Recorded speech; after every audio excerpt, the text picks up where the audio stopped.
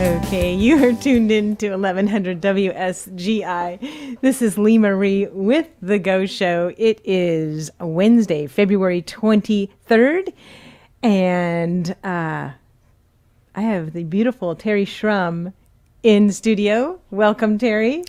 Well, good morning. It's so good to have you back. I feel like it's been so long because I was actually subbing for Laverne while she was on her missions trip in Mexico, and so, I did a few shows for her. And so I just felt like I haven't seen Terrie or Pat forever. So I'm so glad that you are here. Made it. And I'm glad that you're here too on a gardening day, since you do have some roots in that arena. A little bit. My husband usually does the gardening. I just pick and can and do all of that. But all right. Well, before we get full on into gardening, which I do want to say, we have Bob Airy here coming in from the Master Gardener group. And so he'll be probably joining us about 8:30. Okay. So let's go ahead and do you have a devotional you could do, Terrie? I do. All right. I'm trying to figure out where this is from. But anyway, God looks at your future while the enemy tries to keep you in your past. God says you can in spite of what has been done. The enemy says you can't because of what you've done. God will never define you by your past issues, but the enemy will try to confine you by them. Whether it is the good, bad, or the ugly that dominate your life up until now, it is Satan's goal to keep you chained there. Never let your yesterday keep you from tomorrow. Learn from yesterday, but don't live in it. Your victory comes through learning and then applying what you've learned. Becoming who God wants you to be starts with your thoughts. Always remember that Satan's number one strategy is to plant unhealthy thoughts in your mind, repeating them over and over until you start to think that they are your own thoughts. When Satan told Eve she would be like God if she ate of the fruit, whose thought was that? That thought came straight from Satan himself. In fact, he had the same thought before, as we read in Isaiah 14:14. I will make myself like the Most High. It was Satan's thought, but he planted it in Eve's mind. So be mindful of the devil. Don't let him have free reign in your mind. Who are you going to listen to? Excellent. Thank you so much. That was very cool. All right. So I was driving here. Of course, I'm always praying on the road here. Take the show where you want it to go, Lord. And, it's so true what you were saying about the enemy. He's just constantly just berating us and just, putting these thoughts in our mind to anything to distract us. Mm-hmm. And sometimes, it's hard to tell. Like sometimes these other things will look like a worthy cause, to take our time. But, we have to really be praying and pressing into the Lord and asking for wisdom and discernment, because he says he will give it to us if we ask. Absolutely. And so, we're not always, equipped to see what we should be doing. And so, definitely pray for that wisdom, because, we get so busy with so much, and I know you're the same way because you're involved with a lot of different organizations as well, but we have to make sure that we're taking care of those people, in our family and in our friends. And I also just felt like telling people today that, there's some people out there that you need to get a hold of, that you need to spend some time with. Maybe there's some kids in your life that you need to reach out to, and, they're not going to be little forever. And time is something that we can never get back. Absolutely not. So I just encourage you, just stop today and think about, who do you need to call? Who do you need to make some appointments to see? Some fun times, and for some reason I just felt like the Lord just wanted us to talk about that just a little bit today. I know that there's a lot of families out there, mixed, maybe from a divorce, and then there's some kids that, that kind of get left behind, And even your own children. Time goes by really, really quick. Before you know it, they're grown. And you don't really, you're not, it's while you're not watching. It just happens. Right. Yeah, I know I see like a lot of little things on social media, where it will have like, a child trying to get the elders person, attention, and they're like, I don't have time. And then it's flipped that, when all of a sudden, the person's older and they're trying to get the attention of the younger person, and like all of a sudden they don't have time. So make sure you're making time for those people in your family, and just like I said, just pray that God shows you who that is. I know that I've got some people on my heart today to call that I know that they're having troubles, and, they're in another state, but I haven't talked to them in a long time. I need to reach out to them.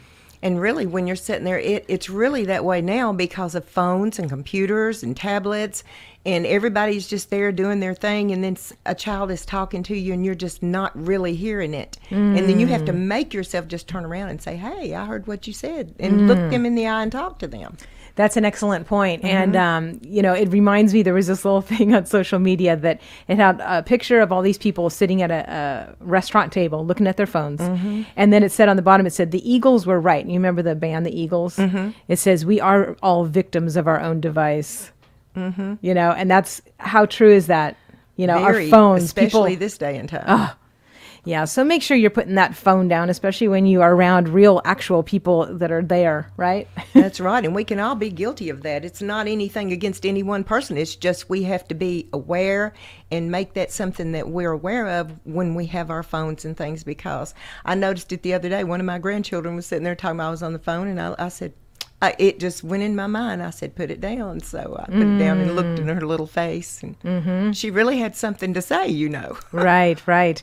And I know that, there's so much in our phones. It's our, our map, it's our address book, it's our calendar, Everything, yep. But don't let that be a distraction from the actual real people in your life, and make sure that you're spending time with them. All right. So one thing I do want to go over is some calendar items. I know that there is a huge Spring Kids consignment sale that is now through Sunday. And I know, Terrie, didn't you say you're going to probably be heading over there? I sure am, right after the show. And that's at 801 Memorial Boulevard. It's inside Stuart Williams Furniture Store, right? Yes. Okay. Have you been to it before? Yes. Is it awesome? Mm-hmm. All right. Yeah, they have a big place cleared off in there for it. So. All right. So that is now through Sunday, a huge kids consignment sale by Tutus and Bow Ties. I guess that's the company that does it. All right. And then there is another sale going on. Let's see what's that. Oh, now through the end of March, there's a winter book sale at the Greenbrier Historical Society Museum, and that's at 825 West College Street, across from the Greenbrier City Hall. And their hours are actually Wednesday, Thursday, Friday, 10 to 4, and Saturday, 10 to 1. So this is their huge winter book sale, so you can get over there and see that. And let's see, some other calendar items that are coming up. I can't believe it's like, 5 more days till the month is over? Absolutely. It's really gone by fast. Goodness. So we do have some things coming the first week, of course, of March. Saturday, March 5th at 8:30 a.m., Paul Engel of the Constitution Study is going to be speaking at Purpose Life Church for the local GOP. And that Patriot Potluck starts at 8:30, and their program starts at 9. And that, I think it's in the same parking lot as Stuart Williams, right? Yes. Okay. All right. So Purpose Life is in that same parking lot on Memorial Boulevard. Same parking lot. All right. In Springfield, Tennessee. And then the next day you can head on out over to Murph's Country Music Barn for the community sock hop. And so that is going to be at 2 p.m. on Sunday, March 6th. Murph's Country Music Barn is located at 3336 Winters Road in Cedar Hill. Admission is $10 for adults. Kiddos are cheaper. And for more information, you can email me, retrolemarie@gmail.com. We're going to do a dance lesson that you don't need any experience for. It's just going to be a fun time. If you got a poodle skirt, dust it off. Do you need to borrow one, Terrie? Because I don't have one. All right, I've got like 8. So I love the 1950s. Yeah. That's like probably my favorite music to listen to, because it just puts me in a good mood, besides after praise music, of course. So, now that I'm a Christian, praise music does put me in a better mood, and I enjoy it more, and I play it more. I try to play it as much as possible, even when I'm not at home, just to clean the air, right? Yes. But anyway. So those are a couple things happening the first weekend of March, which is coming. And also, Oakland Baptist Church reached out to us and asked us to announce this. They are actually having the Kingsmen come in concert to the Oakland Baptist Church, and they are on Highway 76 in Springfield. And this is, there's no admission. For more information, you can call 615-384-4327. Again, that's 615-384-4327.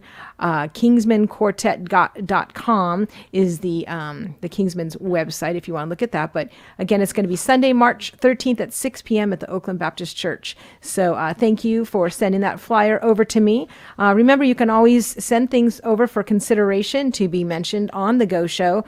You can email me at retroleemarie@gmail.com.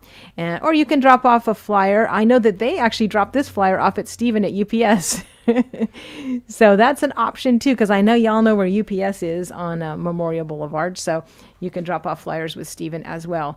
And then one other thing that you will probably want to mark your calendar for, Congressman Mark Green is our new congressman for this area due to the latest redistricting. So you will have a chance to meet him at Reagan Day, and it's going to be earlier this year. It's actually Thursday, April 21st at the center here in Springfield. So the local GOP is putting that on, and the center is at 401 North Main Street in Springfield. Doors open at 5, VIP reception at 5:30, and then the program will start at 6. So you can go to RobertsonCountyRepublicans.com to see what the ticket options are for that. And they're also collecting, auction prizes, auction items and stuff like that. So there's a whole bunch of information on that website. So again, that's Reagan Day, Thursday, April 21st. Congressman Mark Green will be speaking, as well as Congressman John Rose. So he is our congressman, was our last congressman, and he is now passing the torch to Congressman Mark Green. So you'll have an opportunity to see both of them just coming up in April. So I think the early bird specials go through April 2nd. So make sure you get that. And I did want to mention this book right here real quick. On Monday, it was President's Day, and we had Colonel Chris Orndorff on talking about President Washington. And it was just kind of funny because we had some books out, and then when and Colonel Orndorff did a great job. So if you didn't see any of those shows, you can go to the WSGI website or Facebook page, and there's an app to download for WSGI, so you can watch the shows really easily.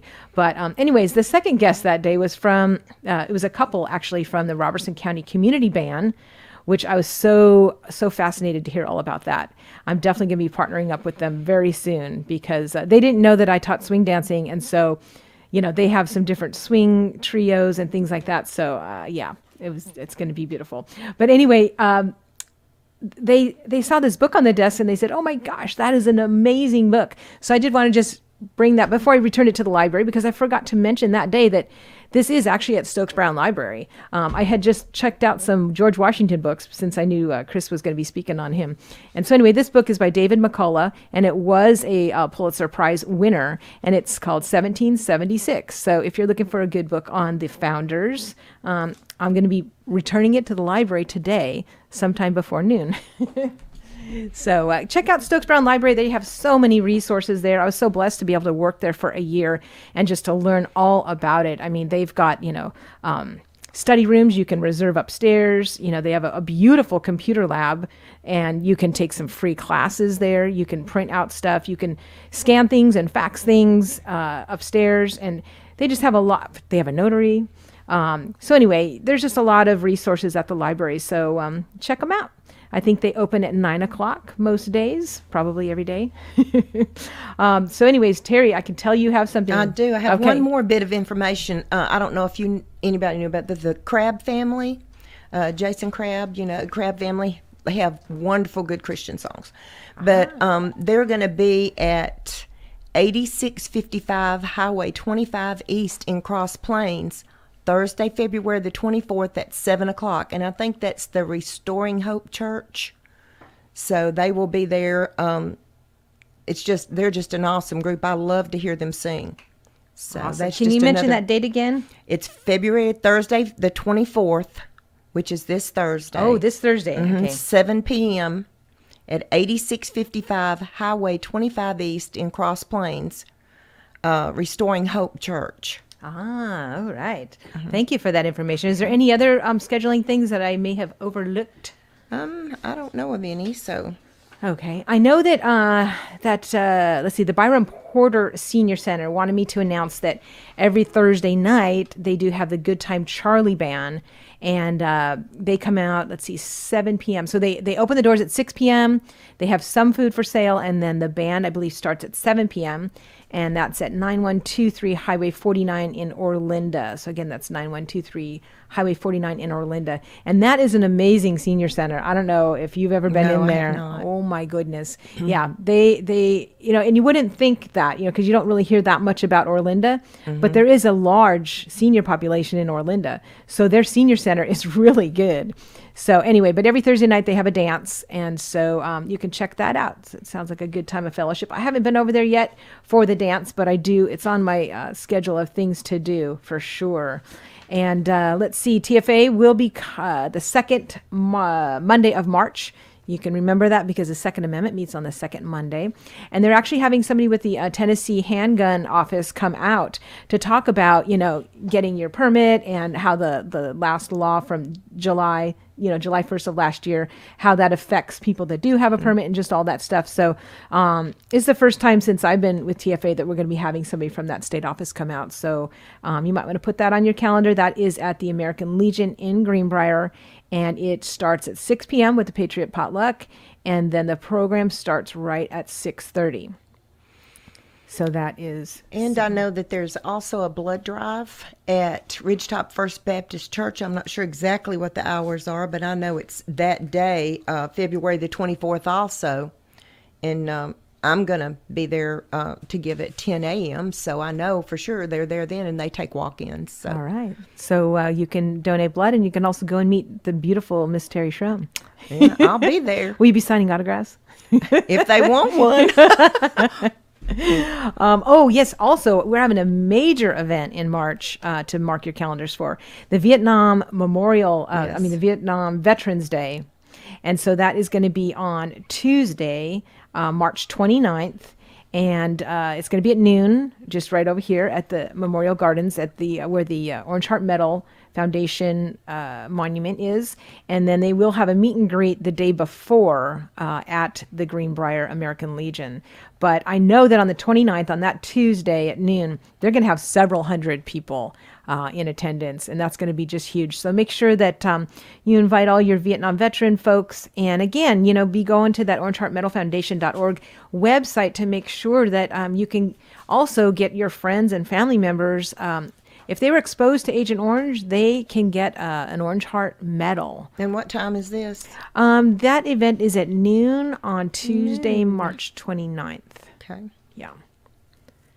And so, yeah, they can get if they were exposed to Agent Orange, they can get a medal for free. And then also you can get them on the monument there. It's only on the wall, and it's only $150 to get their name on there. And they will be reading all of those names that day on Vietnam Veterans Day. And so I'm really looking forward to that.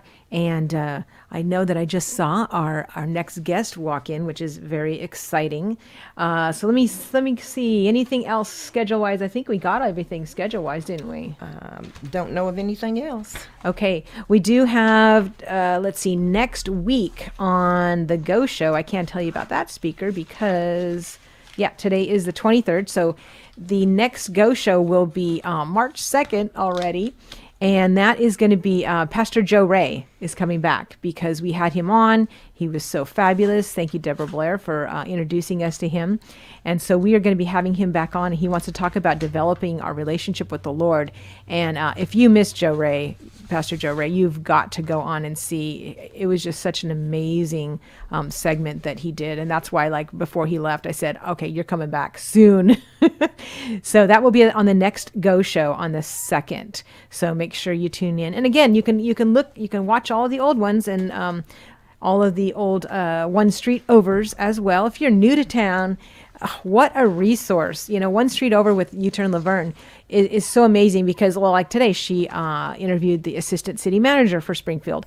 She has so many wonderful guests on. And if you are new to this area especially, it is so so helpful. You just get so much knowledge. And even if you're not new, you still get a whole bunch of information, especially those of you that are looking to get more involved with your community, which hopefully is everybody, because, the more people who are involved, the better things are. So anyways, Terrie, any closing thoughts before we bring in Mr. Bob Airy? I just want to go tell everybody also about registering to vote again. Make sure you register to vote for the state and county primary elections. Or the voter registration deadline is Monday, April the 4th. So get in there and get registered. All right. The early voting period is Wednesday, April the 13th through Thursday, April the 28th. The absentee ballot requested deadline, Tuesday, April the 26th. And Thursday, August the 4th, 2022 will be the primary. Very good. Thank you, Miss Terrie. All right, Bob, are you out there and ready to come in? All right, great. So, this is January, but next week is February. And so, you know what that means. That means that we're all going to be planting our gardens really soon. I haven't seen you in a while. Now, you guys know each other. 4-H. Oh, that's awesome. Very Been to cool. 4-H camp with him several times. Oh, very cool. Excellent. Well, so I called the Master Gardener, program, and I said, who can you send? Because we really need some advice about gardening, just to kind of like get us all excited and tell us what we're going to do. And I know that this has been kind of an odd winter, hasn't it? I mean, with just a lot of cold, and rain, and so I thought, well, how also is that going to affect us? So that's why I said, let's get a Master Gardener in here. So Bob, I'm so glad you could join us.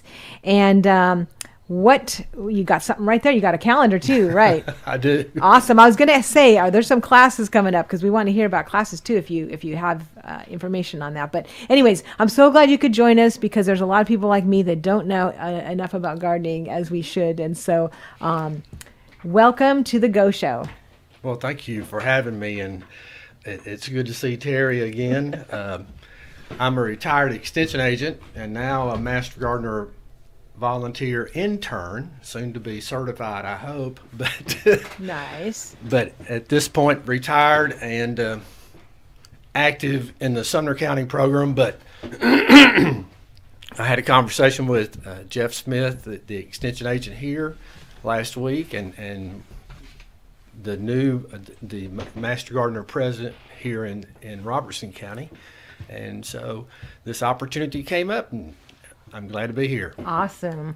All right. So what's the most important thing that we need to start with as far as getting ready for the spring gardens?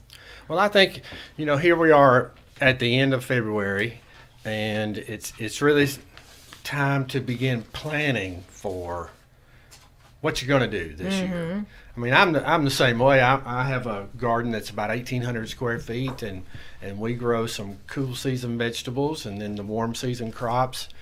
We have a perennial bed of asparagus that we've enjoyed for years and years.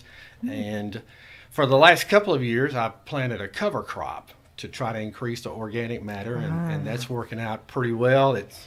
And looking forward to continuing that process. And I found out last year, as I did it for the first time last year, that did increase the tilth of the soil, and it worked up better, and it held on to the moisture. And so I was pleased with that practice. I think for homeowners these days, at this point, if you haven't soil tested where you are growing your vegetables, then over the last 3 or 4 years, then that's a good place to start. Okay. To understand baseline, especially for phosphorus and potassium. There are going to be those general recommendations for all of the crops related to nitrogen application, but you just really need to know where you are, and if there's a need for ag lime to be applied, if the pH needs to be adjusted. That's a good way to find that out and to get those recommendations. That's something that they can handle at the local extension office, so you can take your sample there, maybe about 2 cups of soil. That's your representative sample from your gardening space. And all right. So do you have to call ahead of time, or do you just stop by in the extension office? You can just stop by, just Okay. take it in there, and they'll have the forms for you and charge you the fee, of course. But it's just, especially when we're growing our vegetables in the same space year after year to make sure that we're maintaining that fertility and also that pH, which is really the soil acidity, which is really important for vegetables. Okay. So that's a good place to start. And for people that don't know where that office is, can you tell them? well, It's just a Well, main it's and downtown. You know, Fifth, it's right? straight across from the By courthouse. the square. Yeah, on the corner right there. Okay. Yeah. So for those people I'm that not are sure Main exactly Street what and- the address Main Street and is. 5th, probably, right? yes, Okay. right there on the corner. Just want to make sure, in case there's some new people listening that don't know, where you are yet. And so, so what is the fee to get 2 cups of your soil tested? Well, I don't know what okay. I don't know what they charge here. Okay. But I'm sure it's not very much. Well, it's going to be $15 or so. Okay, something like that. Something okay, like that. all right. Yeah. And then when you said ag line, what did you mean Ag by lime. ag lime? Ag lime. All right. So agricultural lime, it's a soil neutralizing agent for the acidity. So we want the soil pH to be 6.5. Okay. 7 is neutral. So most plants like for the soil acidity to just be a little bit on the acid side. Okay. But if it gets down below 6, then there's going to be that recommendation to provide some lime for that soil in that space. Okay. All And right. here's the address Okay. for the Robertson County Extension Office. It's 408 North Main Street, Springfield. Awesome. Thank you so much. Closes at 4:30. All right. Good to know. So you can get your soil in. So we'll see if all of a sudden they have a bunch of people bring their soil in. You'll know why. If you go out there and get a sample today, just let it dry out before you take it in. Oh, yeah. I was going to say it's going to be a big muddy mess, right? Mud. Yeah. Right. It's fixed to start raining again. Okay, they so that's the said. first thing we're going to do. We're going to get our soil tested. Okay, then what? Well, you get the soil tested, you get the results back. If it needs lime, go ahead and apply the lime. And then you'll have your general recommendations for vegetables in the garden, and there's going to be that application of a fertilizer pre-plant. And then based on the crops that you're growing and the sequence that you follow, then you're going to continuously be providing some fertilizer for certain crops as they begin to produce. Okay. So for me, what I've done in the last few years is to think about, so we have three seasons of vegetable growing in Tennessee. And we have the cool season crops and then the warm season crops. And then I over the last few years, I've begun to do some fall gardening as well. And each time that you're going to be planting these new crops, you're going to be providing that fertilizer prior to planting so that there's enough nitrogen to get them off to a good start, but you're also meeting those phosphorus and potassium needs as they need to get off and get to growing and remain healthy throughout that season. So for this time of year, right now, we're at the point where all we need what we need to happen is for things to dry out. So we can get into the garden and do some preparation and sow if we want to have turnip greens or collards, mustard, maybe onions, some of those cool season crops a little bit later, broccoli, cabbage, cauliflower, set out those transplants. Those crops will germinate in the cooler temperatures, and they'll also withstand a heavy frost, a hard frost down to 26 degrees or so. Some of them are more cold tolerant than that. But so those are the crops that we want to be ready to plant now. And as we are at this place, what space are you going to use for your cool season crops? How many square feet do you need? How many plants are you going to set out? And then that space that you move over and you're going to be utilizing for your warm season crops when that season arrives. And then there are going to be some that are even later. One of the latest plants or the seedings that I do in the garden is okra, because okra really likes for the soil to be warm, and it's also a hot season producer. Okay. So it's kind of so you want to lay out your schedule, your square feet to determine how much seed that you need for the plants that you're going to grow, or how many broccoli transplants you need to purchase for that space that you're going to utilize. So this is especially with this wet week, it's a great time to be kind of sketching out your plan and deciding, okay, this did well for me last year, so I'm going to continue that crop this year and that variety, and be on the lookout for those seeds or those transplants when they arrive. Okay. A few weeks ago, the weather was really nice, and I stopped by the co-op and while I was in Gallatin in Sumner County and looking for transplants just to see if they were there. She said, no, they probably won't arrive until sometime after the end of February. Oh. But for the cool season transplants, then it's getting time. So all we're waiting for is for the soil to dry. Okay, excellent. So is there an amount of time that we're supposed to wait before we put fertilizer in, before we start? No. Okay. No, pre-plant just so long. The recommendation is to apply it and incorporate it. Till it in a little bit. But we're not going to be putting enough that's going to be detrimental to the seed or the transplant. Okay. So Now, we've always done it as we plant. well, that's And then take a hoe and work it in there and put your plant in there. What is your favorite thing to grow, Miss Terry? Tomatoes. Tomatoes. That's Okay. my favorite. Okay. All right. the number one. Is that everybody's number one? Oh, yes. Is that your Tomatoes. favorite? Or what's your favorite, Bob? I really don't have a favorite. I mean, I love to grow the tomatoes in different types and see how well they can produce, but Sometimes they can really produce lots of them. What's the easiest thing to grow that's healthy for you? Easy and healthy. I want two bangs for my buck here.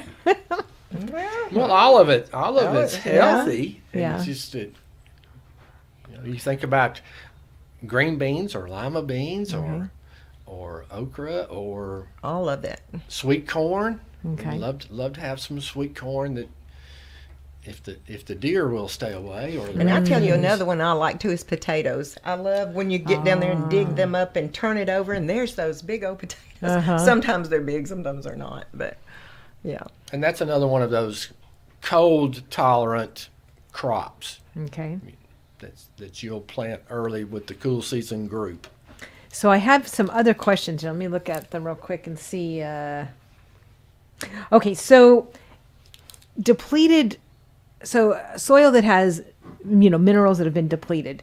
It just seems that lately I've been hearing a lot about that and how vegetables aren't as nutritious. I mean, obviously they're better than processed food, but that everything that's being grown right now isn't as nutritious as it used to be because our soil is so much more depleted of minerals.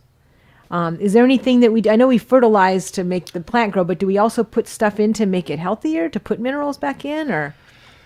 Well, you can get an extended soil test report that will indicate the level of the micronutrients that are in there. When we're doing that soil testing, we're getting recommendations for what I call the big three: the nitrogen, phosphorus, and potassium. Okay. But there are actually, I think it's 16 different elements that plants use to grow. Okay. And zinc, iron, some of those, magnesium, so that if you opt for the more expensive test, but you can get an understanding of sulfur, all of those micronutrients that are included as part of that testing. You can get that result, and it'll come back with a level of measuring how much is there and whether or not that's satisfactory or unsatisfactory. Oh, okay. So if it turns out to be unsatisfactory, then they'll provide a recommendation of a product to apply and incorporate to increase the amount of that particular nutrient in the soil. Okay.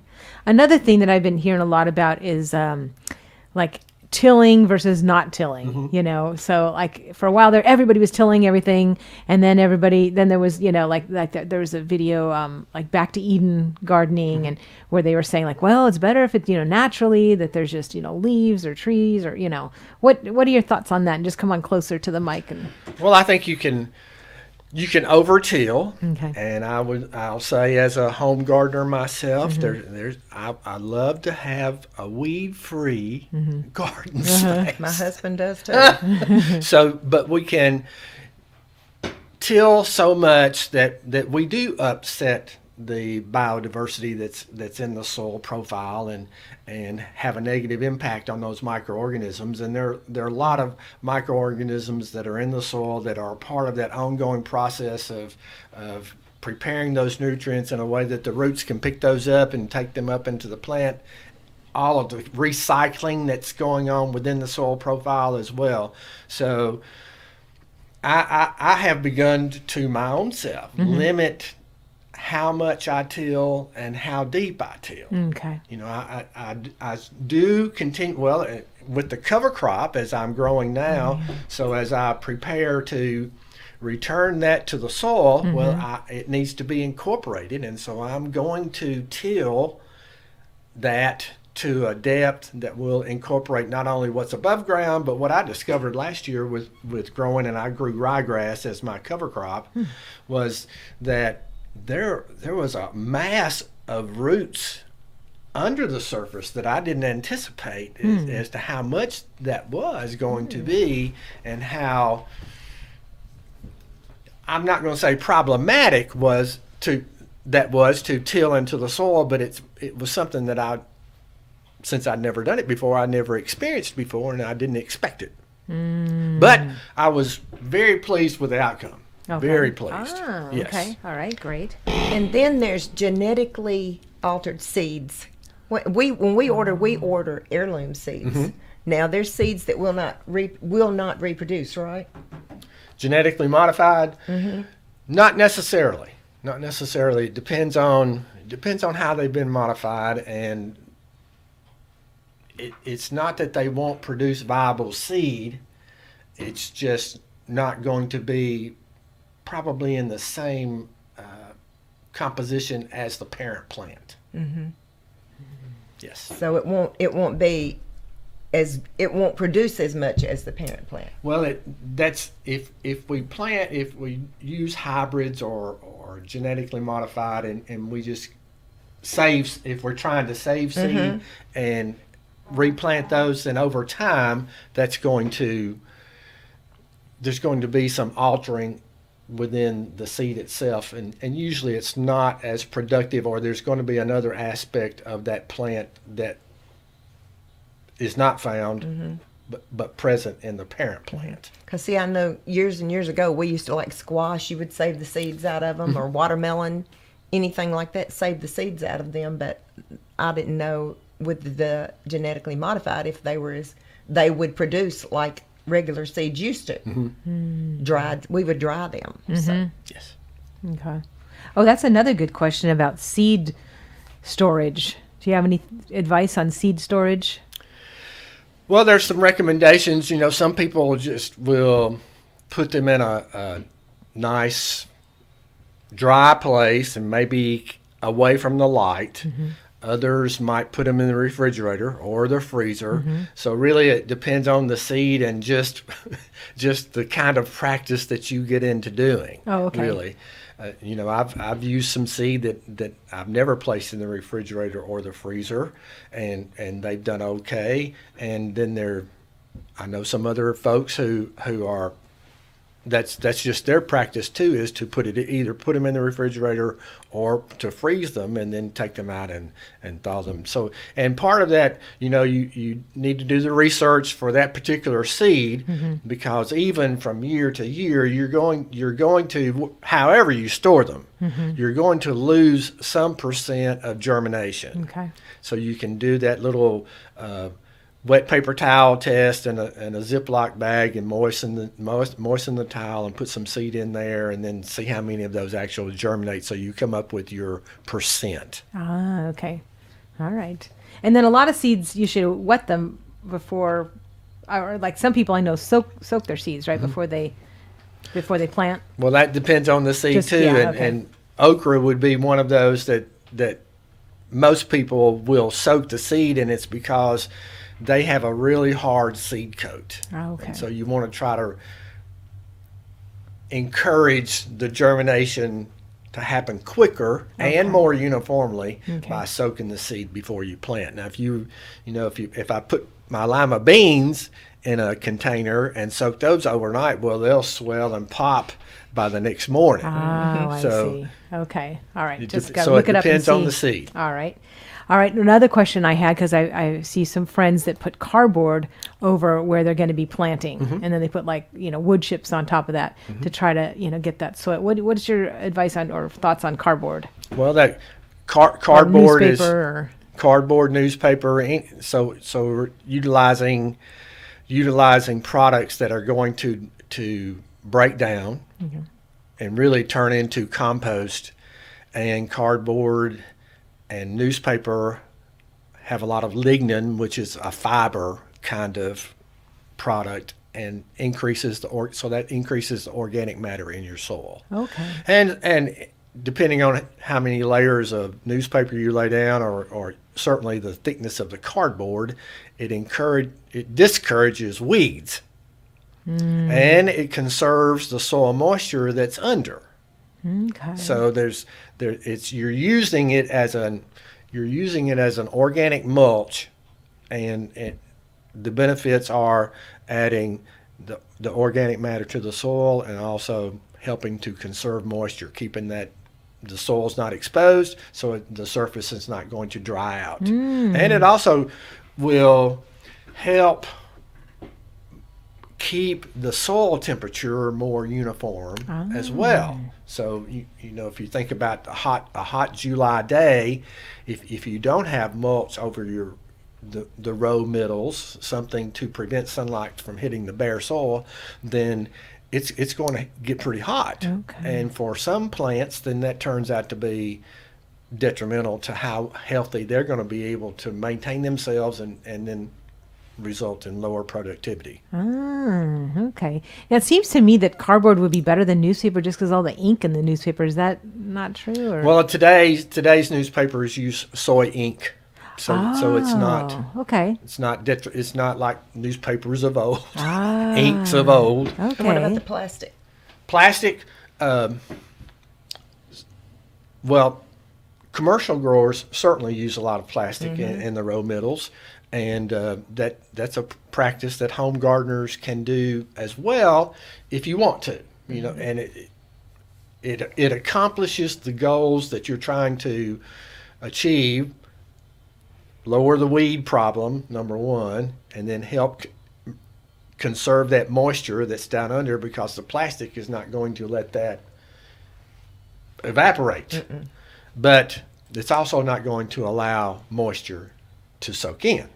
So you have to maintain your water application. If there's a need for that moisture for those plants, you have to decide on how you're going to apply that if Mother Nature can't accomplish that for you.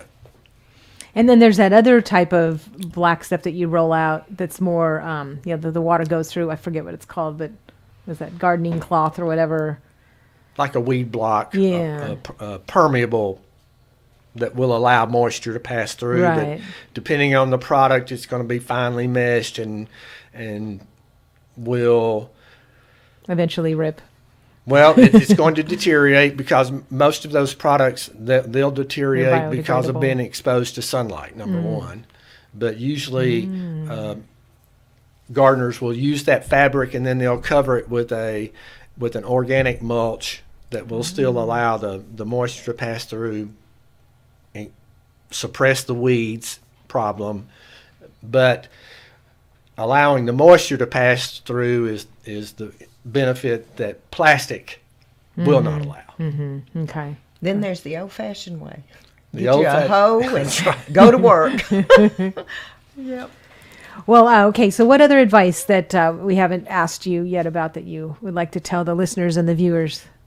Well, first of all, I looked at the rainfall that we've had so far this year, according to my rain gauge. Now, according to my rain gauge, we've already had over 12 inches of rain in less than 2 months. Well, so that means in less than 2 months, we've already received what's about a fourth of our normal rainfall for the entire year. Oh, goodness. Which is why the soils are just totally saturated. There's so much water running everywhere today, and here we are. We're not at the end of February yet, and we're going to have these showers over the next day or two again, just adding to that total. I mean, it's so for the month of February, I've measured just about 8 inches at my house, and that's just overwhelming as far as the moisture goes. And it kind of has that appearance that we're headed toward another wet spring, at least at this particular point in time, and that's very similar then to the pattern that we had last year. Last year it was hard for me to get out the cool season vegetables because my garden space would never dry out enough that I could get in and prepare it without it being muddy and packing down. Don't want to compact the soils anymore. That's a problem enough as it is.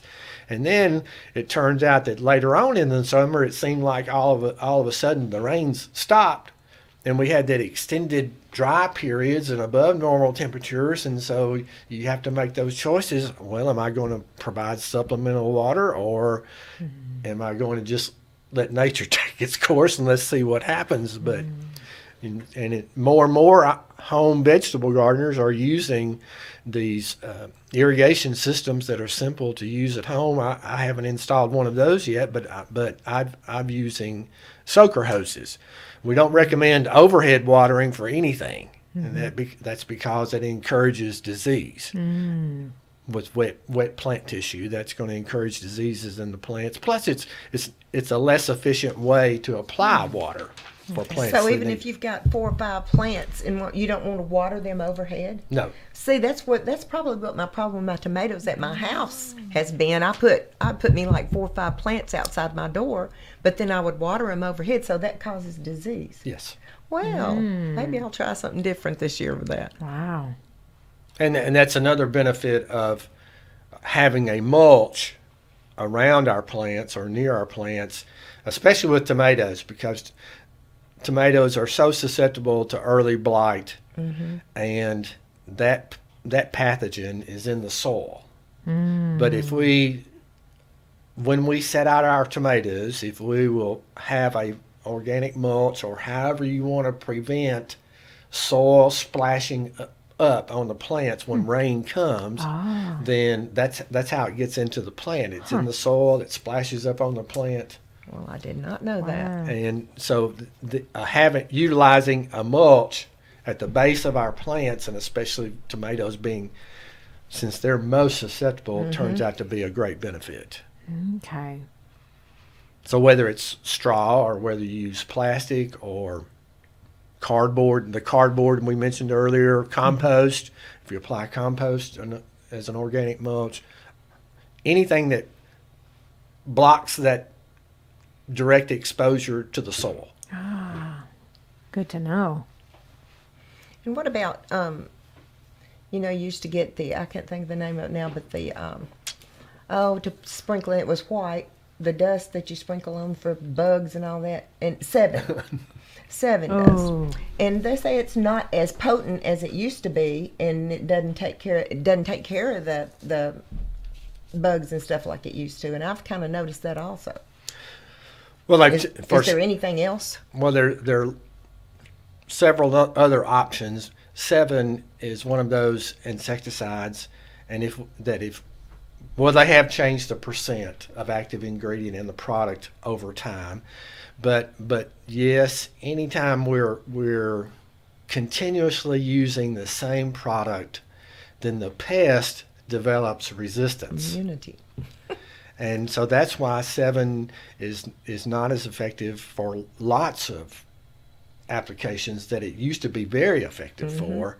And so we consider other options, and more people are considering organic options, and there's a lot of neem oil that's being used, and neem is one of those products that it's one that has multiple benefits because it's an insecticide, but it's also a fungicide. How do you spell that? Neem? Neem, Neem.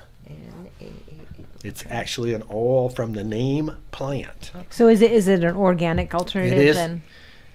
It is generally a product that's considered organic by the organic growers. It depends on how they Okay.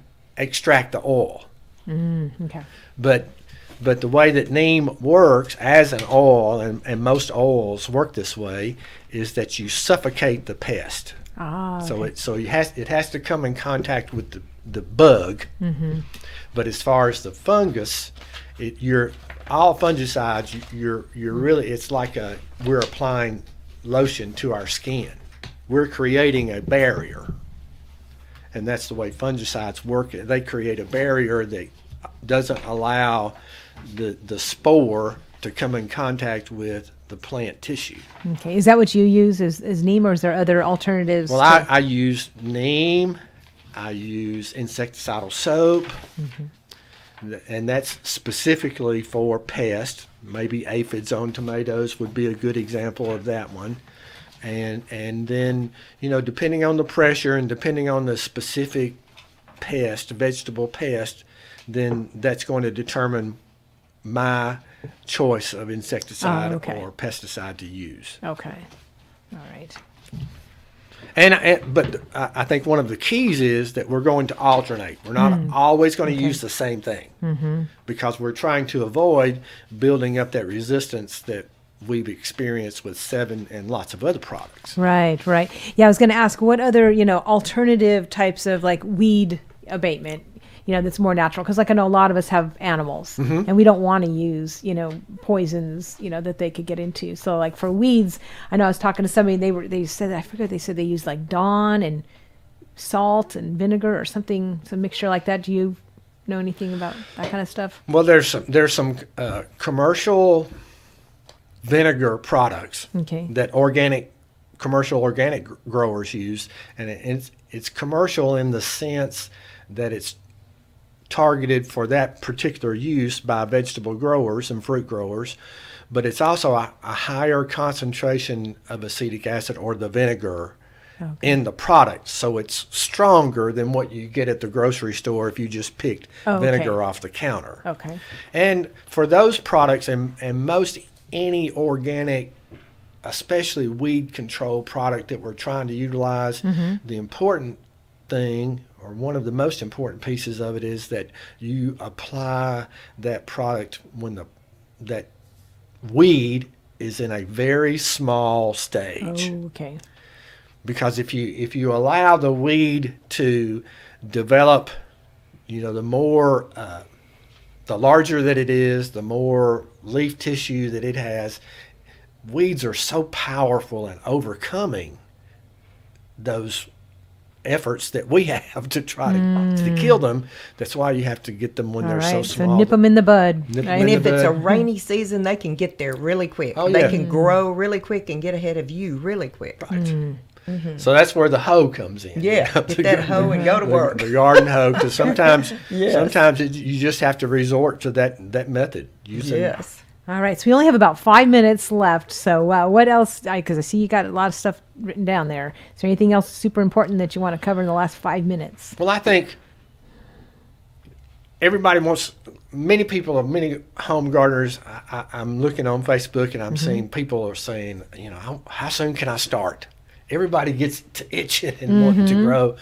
But if we get into mid-March, if you want to try to grow your own transplants for the summer crops, and of course the most popular is tomatoes.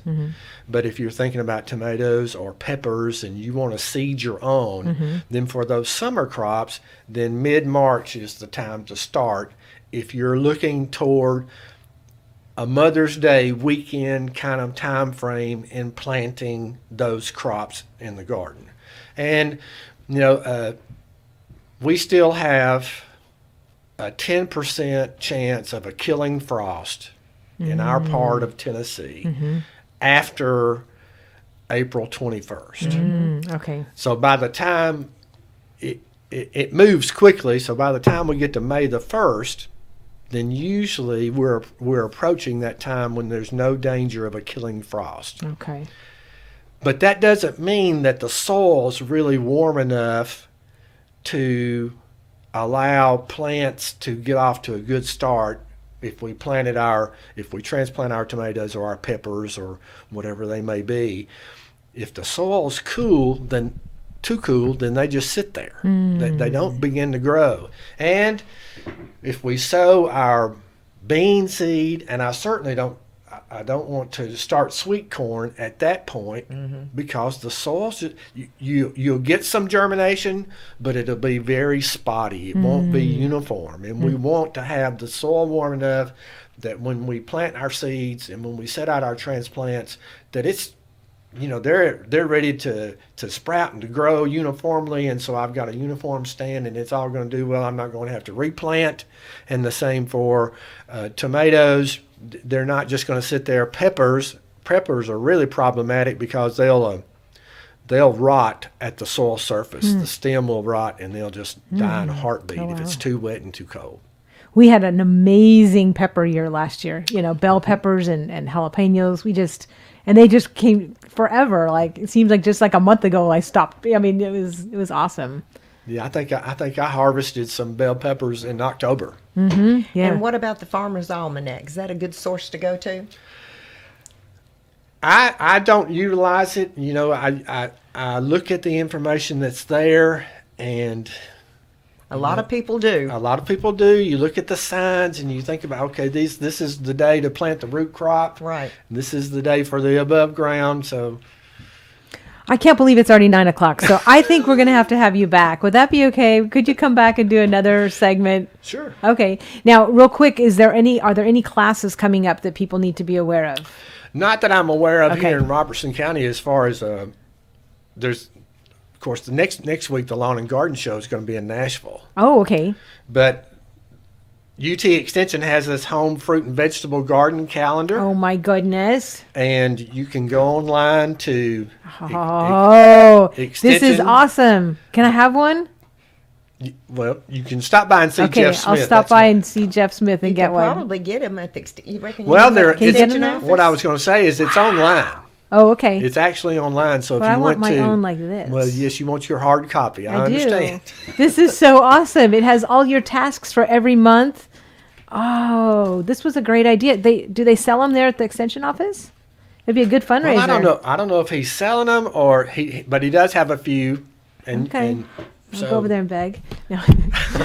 Okay, so it is 9:01 already. Goodness. So we're going to end with a prayer. And do you want me to start or you want to start? Either one? I'll do it. Okay. Dear Lord, we just thank you for this day. We thank you, Lord, for the privilege of being able to plant a garden, Lord. We see in your word where there was gardens planted. Matter of fact, Deuteronomy 11:10, the land you are entering to take over is not like the land of Egypt when you have come, where you planted your seed and irrigated it by foot as in a vegetable garden.